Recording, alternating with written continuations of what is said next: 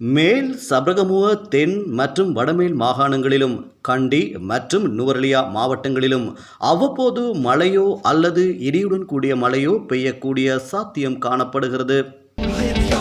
Prime group அறிமுகப்படுத்தும் இலங்கையின் முதலாவது நவீன வீட்டு அபார்ட்மெண்ட் நகரம் கிரிபத்குடையில் 22 மில்லியனிலிருந்து ஆரம்பமாகின்றது.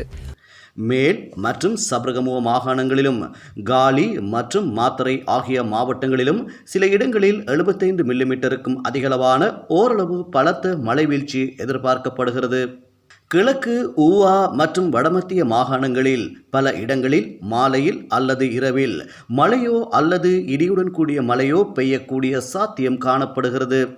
மத்திய மலைநாட்டின் மேற்கு சரிவு பகுதிகளிலும் வடக்கு வடமத்திய மற்றும் வடமேல் மாகாணங்களிலும் அம்பாந்தோட்டை மாவட்டத்திலும் அவ்வப்போது மணித்தியாலத்திற்கு 30 முதல் 40 கிலோமீட்டர் வரையான வேகத்தில் ஓரளவு பலத்த காற்றும் வீசக்கூடிய சாத்தியம் காணப்படுகிறது.